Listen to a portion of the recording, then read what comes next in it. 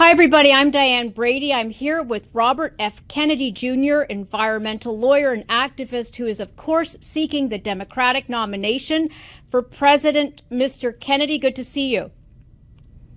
Very good to be here with you, Diane. So, where are you? Are you joining us from the West Coast right now? Give us some sense of place. I'm in my office in Brentwood, California, and I've been here for now about 5 days, and then I go back on the road. Tomorrow I go back to South Carolina, which is a perfect segue because I saw your recent press release you put out, and I think a lot of people are discussing as we head into primary season. What do you make of the DNC calendar? Well, I think, it's pretty clear that the DNC does not want a primary. I don't want to say that they want a coronation, but that's, I think that's a fair way to put it, actually. They're essentially fixing the process so that it makes it almost impossible to have democracy function.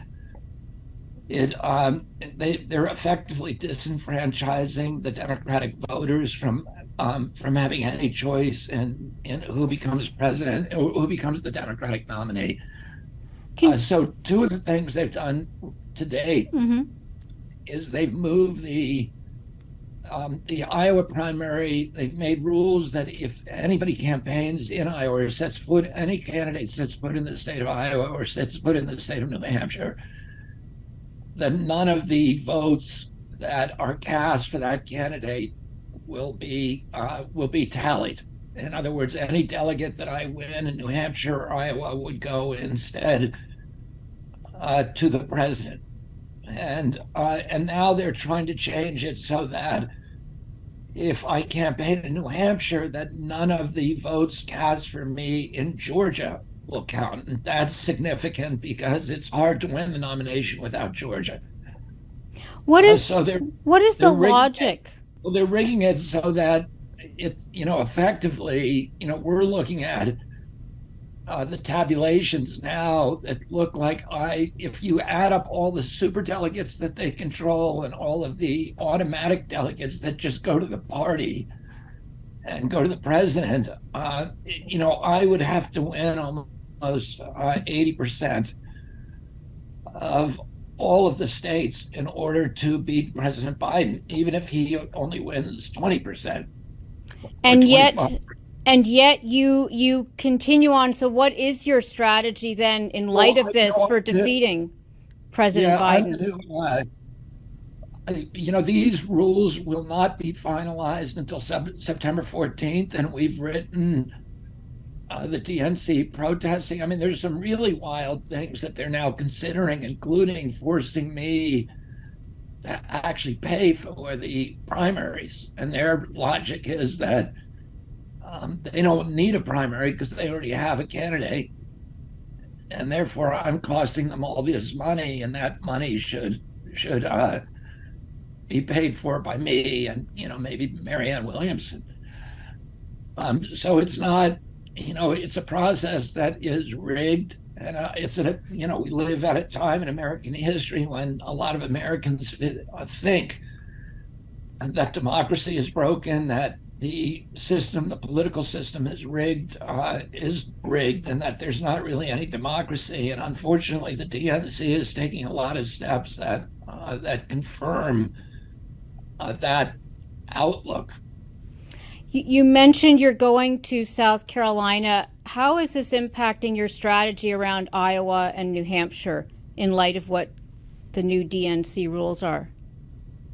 Well, I'm campaigning in those states, so I'm going to continue to campaign in those states. Those are important states for the American democracy. They're really the only states that really require you to do retail politics, to go to barbershops, the nail salons, the diners, to meet people on the street, and to actually talk to voters other than just donors. The other states, are content with having candidates kind of aerial bombard them from 30,000 feet with advertising that is, the DNC has $2 billion now in their bank account. That's all, all given by, or most of it given by large donors, and that they can use that money to do slick campaign ads, and President Biden will not actually ever have to meet a donor. And then they have occasionally, maybe he'll do a rally in which they're very heavily orchestrated, in which everybody who goes to that rally is screened, and there's nothing unexpected, and there's no unscripted contact with voters. And I don't think that's good for democracy if the only people that President Biden is talking to is his donors. Because then he's living in a bubble, and he's living in a bubble where he's only talking to very, very wealthy Americans who aren't enduring many of the hardships that are facing the majority of the people in this country. That 57% of the people in this country can't put their hands on $1,000 if there's an emergency in their lives. That means if the engine light comes on in their car, they don't have the money to pay for it. And I think the president and President Trump or whoever are the candidates on the Republican side ought to be talking to those people and understanding, because both President Trump and President Biden are saying that they're running on the record of prosperity that they've left to this country. And what I'm doing, traveling around this country and actually talking to people, I'm not seeing Americans, when they hear that, they feel like they're being gaslighted, because they're not living in happy days are here again. They're watching kids who cannot buy a home. It's interesting. With your fundraising, you seem to be drawing support from both GOP and Democratic donors. What do you make of that?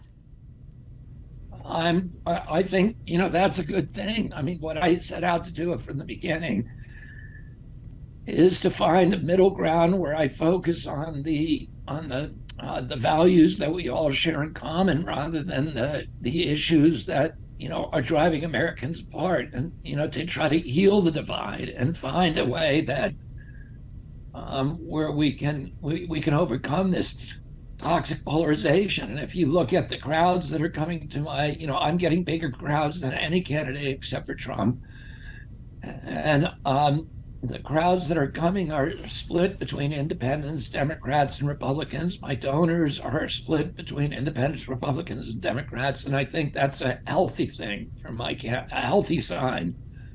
We've talked about the DNC. There's also, I know there's been some discussion around, whether you're getting the sort of security protection that candidates would normally get.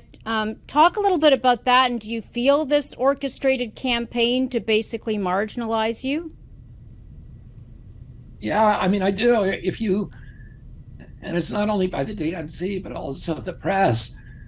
My numbers are putting me at the third spot after President Trump and President Biden, and my favorability numbers are better than any candidate. But I'm not allowed on CNN. I'm not allowed on MSNBC. They will interview Nikki Haley, who has a tiny fraction of the vote count that I have, or Vivek, or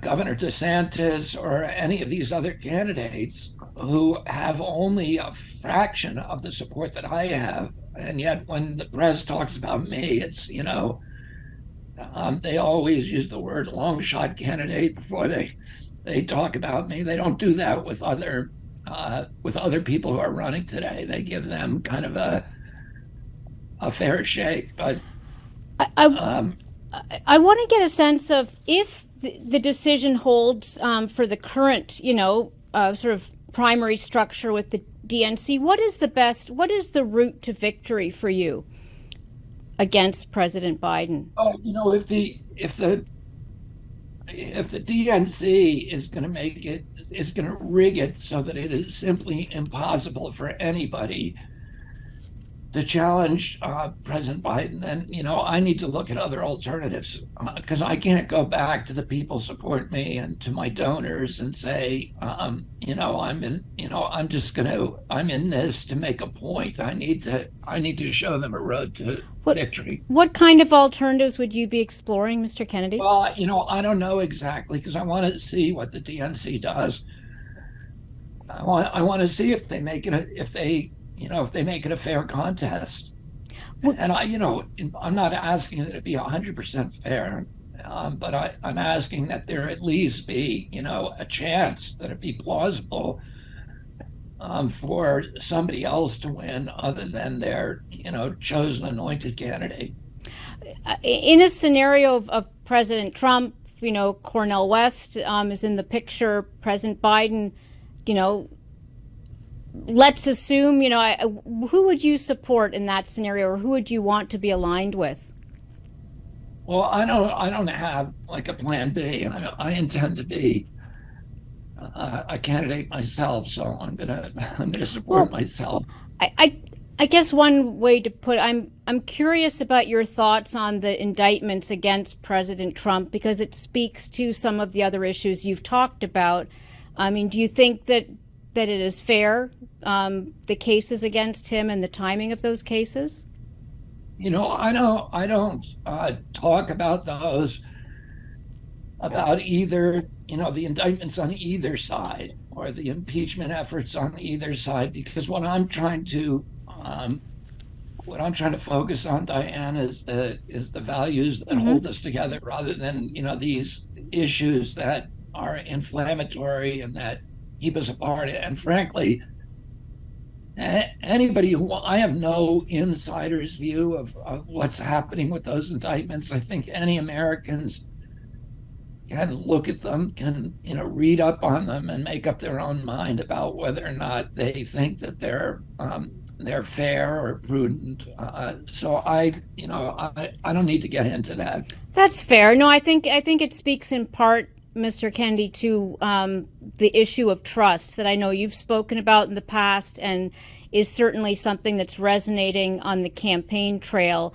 I mean, I guess one question that I am curious about is whether you, for example, would go back to Congress, give more testimony, if you have any views of just the current roster that is in the House, and who do you admire among that group?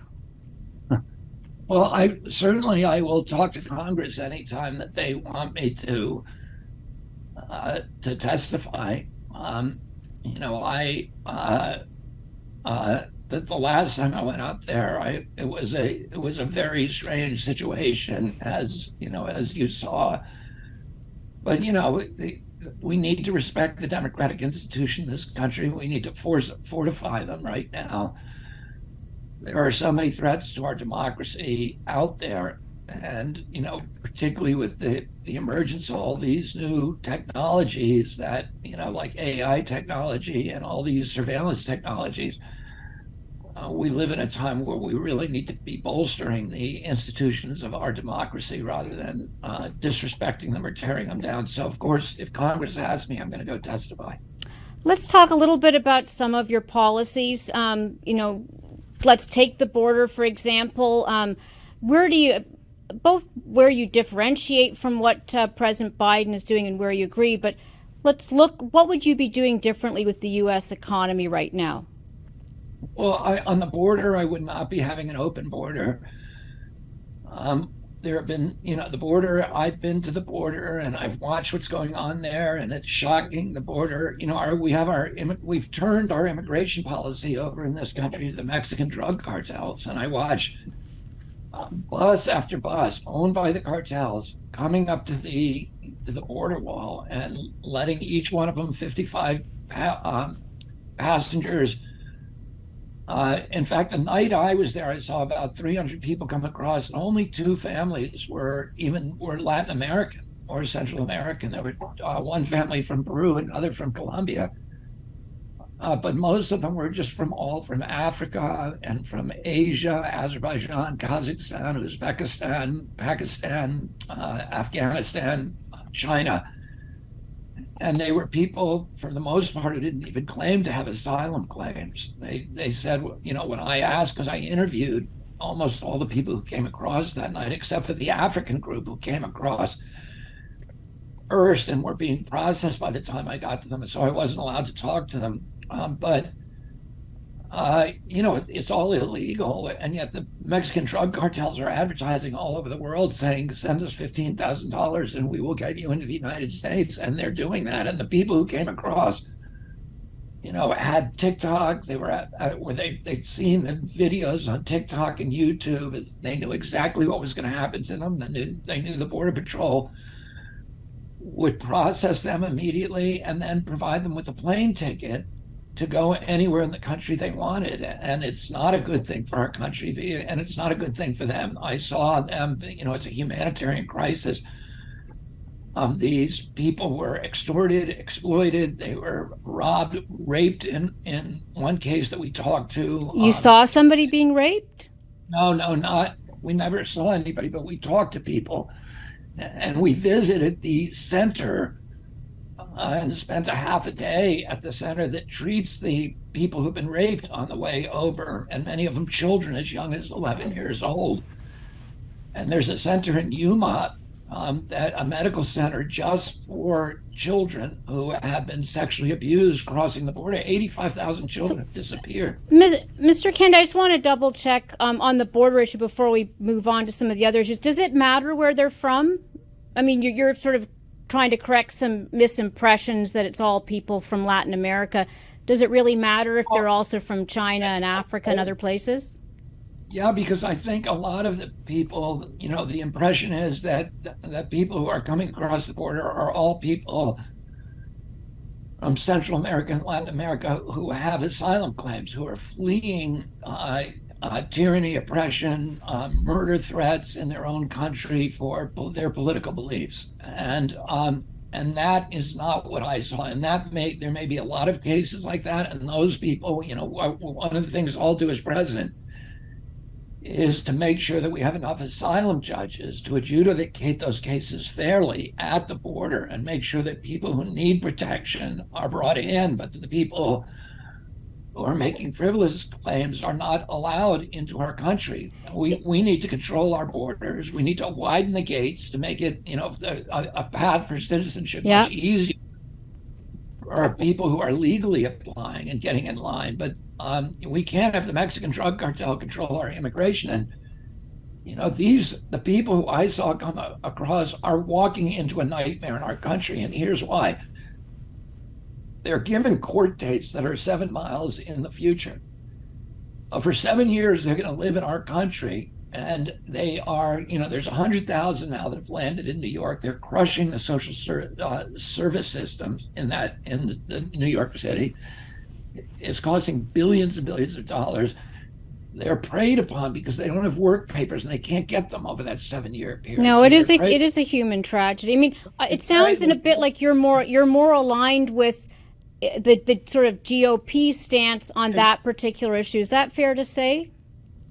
Well, you know, whatever alignment. Listen, I work alongside with Cesar Chavez, who is my father's, you know, strongest ally. Right. 20 years. And he had two issues. The one I was working with him on, you know, when I was a pallbearer in his funeral.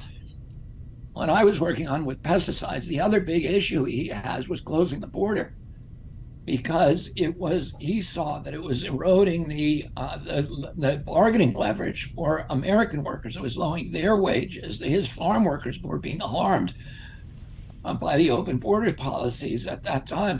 And he was at the center of the Democratic Party, as was my father.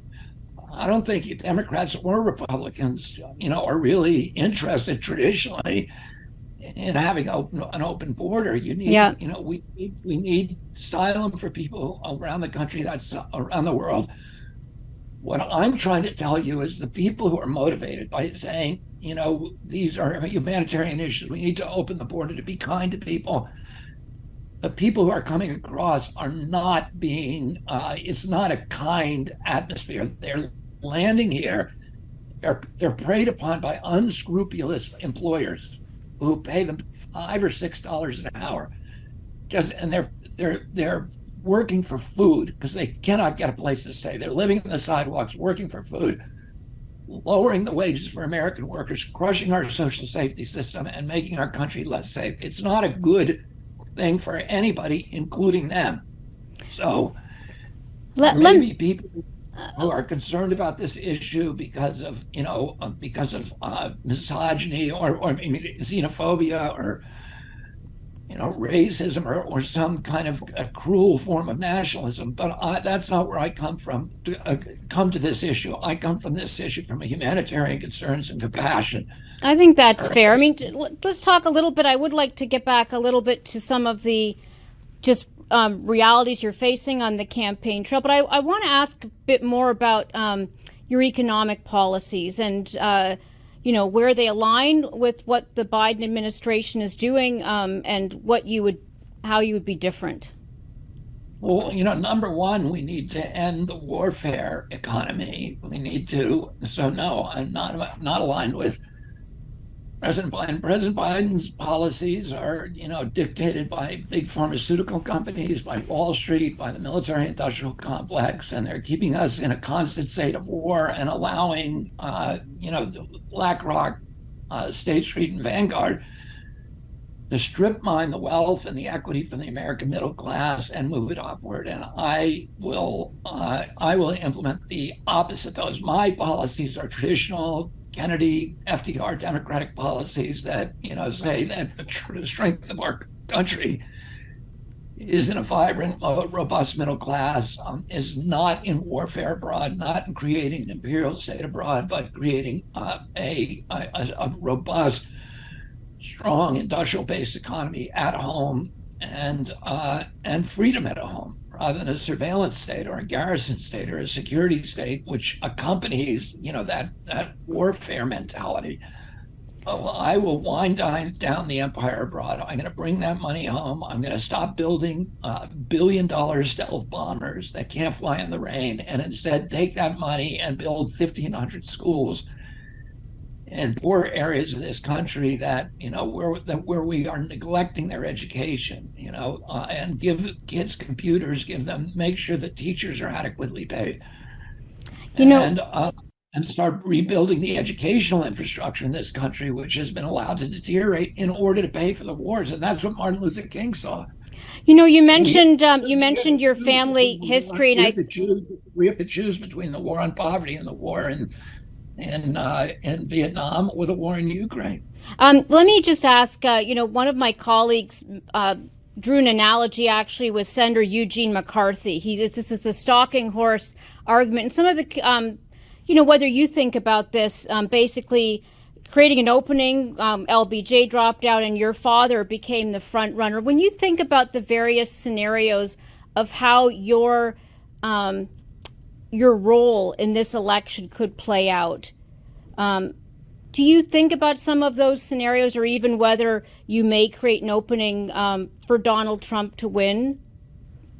Well, I don't think that that's a plausible argument, because I get many more votes from President Trump and independent votes than President Biden does. Look at any of the polls that put me against Donald Trump, and I beat him handily, whereas President Biden either ties or loses. So I think President Biden, 75% of the people in the country do not want him to run for president, and he will get no votes from the Republican side, whereas I get votes from everybody, from independents, Republicans, and Democrats. And I don't, I'm taking more traditionally conservative voters who will never vote for Trump. We will never vote for President Biden, but might otherwise vote for Donald Trump. I've seen you talk about the coverage that you've received being unfair. I am curious about, do you feel the coverage about Donald Trump has been fair, or the other GOP candidates, since you're looking at the big picture here? I don't. I think, listen, the days when the mainstream media was actually reporting news are over. News stories are now virtually all of them are opinion pieces, and both sides, but all the media, whether it's Fox News, takes sides against the Democrats, and the mainstream media, MSNBC, CNN, and the New York Times take the side of the DNC, and they report it as if it were news. There used to be a major distinction between the news pages and the opinion pages of these organs, and what was news and what was opinion on the television networks. Now there is no distinction. Everything is opinion based. Everything is point of view based. And Americans really, one of the reasons we have this huge division in our country is nobody trusts the mainstream media anymore. And there's good reason, because, you're not getting any kind of neutral reporting of actual facts. So I see it twisted on both sides. I think you touch a nerve that is very similar to the one that the former president also touches. And I'm curious, I'm not trying to bait you here at all, sir, is would you serve in a GOP administration, given the number of Republicans who actively support you and support your policies? I could see a scenario where you could possibly serve on either side. Is that possible? I would doubt it, but I'm not thinking about anything. I'm not looking to get into government except if I can actually fix the government. And I think the one place that I can do that from is the presidency. And there's no other option for you to do that? I know that you don't have a plan B at the moment. I definitely would not welcome that. And I'm not going to say that would never happen but I would never be happy. I would never be happy doing something like that. If you're talking about if somebody out, hypothetically offered me to run EPA, or HHS, would I do it? Probably not. But, I'm not going to absolutely say not. But it's not why I'm running. I'm intending to win it. I wouldn't want to. You would be such a powerful force in the EPA, given your background. I'd be surprised. I bet a lot of people would welcome you in that role. But of course, we are talking about the presidency right now. I think one of the things that really resonates is just how much money you've raised. And again, from both sides, is there any total you would want to get out there now in terms of just as a show of the momentum that you have in terms of fundraising, or where it's coming from? Well, I don't have a target like that, Diane. I think, we've raised, the campaign is doing well on fundraising, and the super PACs are, but they're never, we're never going to have the kind of money that, the DNC has. As I said, $2 billion. They're the big industries, and Wall Street, this president, he's been very good to Wall Street. He's been very good to the military industrial complex. He's been very good to the pharmaceutical industry. And they are, they're anteing up, which is what they do. So I'm not, I'm not getting money. I'm not going to get money from any of those interests. They know that I am not going to be good for them. And I think they'd pay a lot to make sure that I think the pharmaceutical industry would pay a lot of money to make sure that I don't get into office, as would the military contractors, as would the biggest, companies in the world, BlackRock, State Street, and Vanguard, because I'm not going to be their president. I think President Biden is their president, and I want to be the president for people who don't have the lobbyists in Washington, who don't have the attorneys, and who are living paycheck to paycheck and on the edge. Those are the people I'm going to represent, and it's not going to be any good. How important is Hollywood, Mr. Kennedy, since that's so, in my mind, associated with the Democratic campaigns? Is that an important constituency? Partly thinking of your wife here. I would say that I don't have a lot of support. Listen, if Hollywood, if the entertainment industry took a vote today, me against President Biden, President Biden would win overwhelmingly. I have some support out here, but it's definitely not in the mainstream of the industry at this moment. I think maybe that will change, because I think a lot of the reason the opposition to me is based upon an inaccurate caricature of what I believe in, what I stand for, what I've done with my life, that is promoted ubiquitously on CNN, MSNBC, and the New York Times. And I think the more that people understand what I really stand for and what I've really done, that more and more of them will come around. Before we go, you've mentioned Kennedy Democrat. Let's define that for people. And of course, it was your father being RFK, your uncle JFK. What does that mean to you? It means protecting the commons, the air, the water, the wildlife, the fisheries, the public lands, being, the Democratic Party has always been on the forefront of environmental protection, and that's where I've spent my lifetime, protecting personal autonomy, whether it's abortions or, other medical mandates, anti-war, skeptical of the military-industrial complex,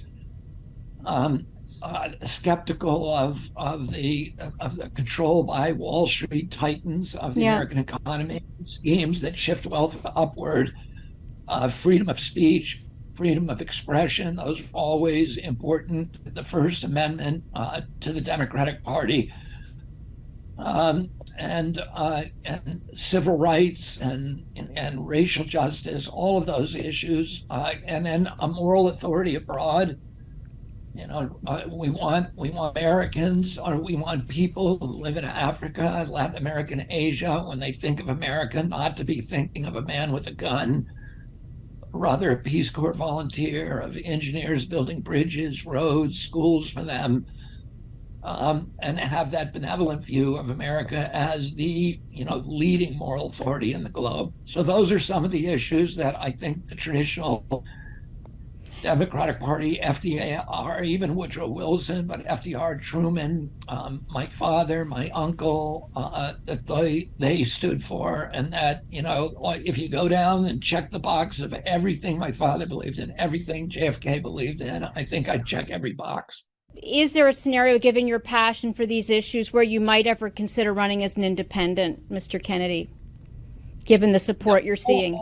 Only if the Democratic National Committee just makes it simply impossible for anybody to win the primary battle.